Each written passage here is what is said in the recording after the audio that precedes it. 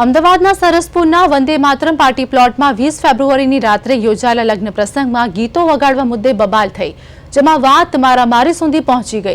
મામલો ઉગ્ર બનતા પથ્થરમારો પણ થયો હતો। પોલીસે બંને પક્ષોની ફરિયાદ નોંધી 7 આરોપીઓની અટકાયત કરી છે। તો બીજી તરફ આ ઘટના બાદ શહેર કોટડા પોલીસ સ્ટેશનમાં પરિવારના સભ્યો અને વીએચપીના કાર્યકરો ધરણા પર બેસી ગયા હતા અને પોલીસ વિરુદ્ધ નારેબાજી કરી વિરોધ પ્રદર્શન કર્યું હતું। જેમાં સામે આવેલી વિગત પ્રમાણે પાર્ટી પ્લોટમાં ઊંચા અવાજે ગીત વાગતા હોય આસપાસના લોકો બંધ કરાવવા માટે આવ્યા હતા અને 112 જણ રક્ષક ટીમને પણ બોલાવવામાં આવી હતી, જે બાદ સ્પીકર બંધ કરી દેવા મામલે થાળે પાડ્યો હતો। પરંતુ કન્યાની એન્ટ્રી થતાં ફરી ગીતો વગાડવામાં આવ્યા અને મામલો ફરી ગરમાયો હતો। બંને જૂથના લોકો વચ્ચે ઝપાઝપી થઈ હતી। ઉશ્કેરાયેલા ટોળાએ મારામારી કરી પાર્ટી પ્લોટની બહાર પડેલા વાહનોમાં તોડફોડ કરી હતી। પોલીસે બંને પક્ષની સામે ફરિયાદ નોંધી 7 આરોપીઓની અટકાયત પણ કરી અને આ અંગે આગળની તપાસ હાથ ધરી છે।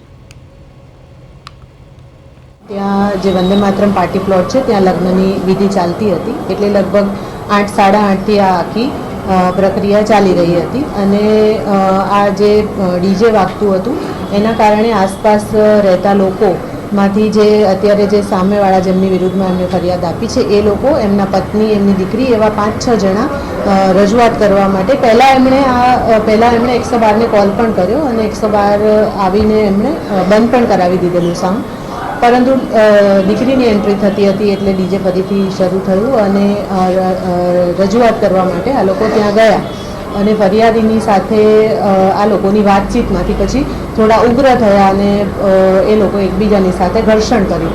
એમાં જે સામેની સાઈડ છે એટલે કે મુસ્લિમ સાઈડ છે ત્યાંથી બીજા જે પાછળથી આ જે હો હા થઈ અને બોલાચાલી થઈ, અવાજ થયો, એના કારણે બીજા લોકો જે આવ્યા એમણે ગાડીઓના કાચ તોડ્યા, 4 ગાડીઓના કાચ તોડ્યા છે અને બાઇક જે લાઇનમાં પાર્ક હતી એને નીચે પાડી દીધા છે।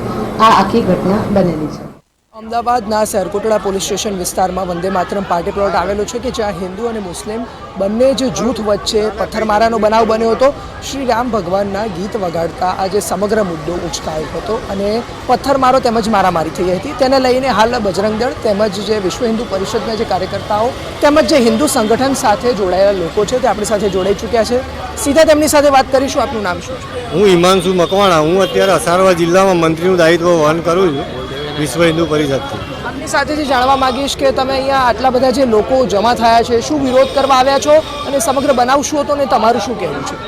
ગત રોજ રાત્રે આ જે બનાવ બન્યો તેની માહિતી અમને રાતના 1 વાગ્યાની આસપાસ મળી હતી, તો અમે પોલીસ પ્રશાસનને રજૂઆત કરી। પોલીસે એવી અમને સાંત્વના આપી હતી કે ભાઈ જે ગુનેગારોએ એના વિરુદ્ધ યોગ્ય કાર્યવાહી કરીશું, પણ સવારે અમને જાણ થઈ કે એ લોકોએ 7 લોકોને અહીંયા બેસાડ્યા છે અને ખરેખર ત્યાં જે ઘટના બની હતી એમાં ઘણી મહિલાઓ પણ હતી કે જે લોકો પથ્થર મારવામાં, ગાડીઓ તોડવામાં હતી, તો એવી કોઈ મહિલાઓને અહીંયા આગળ લાવવામાં આવી નથી।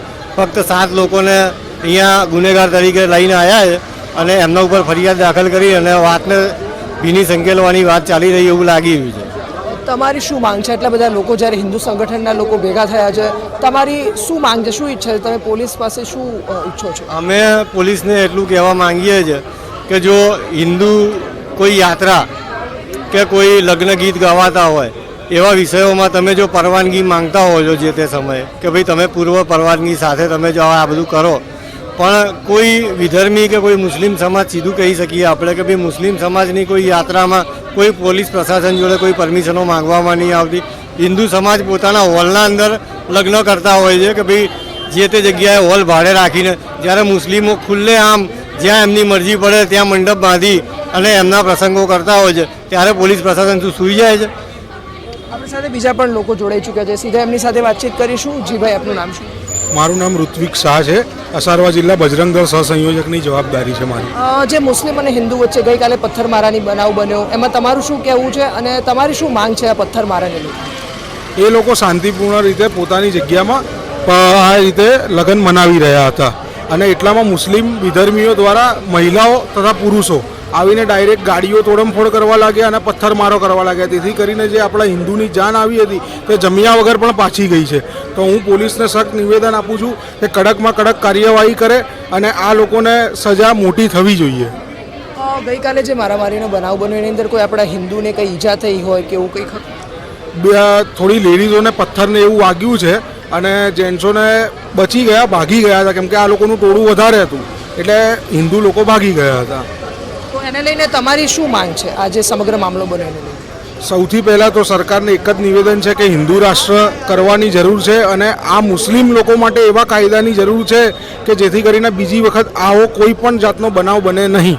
આપણી સાથે બીજા પણ લોકો જોડાઈ ચૂક્યા છે, એમની સાથે વાતચીત કરવાનો પ્રયાસ કરશું. જે આપનું નામ શું છે? મારું નામ જીગર પટેલ છે. બજરંગદળ જિલ્લા સહસંયોજકની જવાબદારી છે મારી. હવે કાલ રાતનો બનાવ એવું છે કે વંદે માતરમ પાર્ટી પ્લોટ છે આપણે પોટલિયા 4 રસ્તા, ત્યાં બનાવ બન્યો છે કે કાલ રાતે છોકરા અને જ્યારે મેરેજ ચાલુ હતા તો જ્યારે વરવાળા પહેરાવાનો હતા ત્યારે લગ્ન ગીતમાં ભગવાન શ્રી રામના ગીત ગવાયા હતા.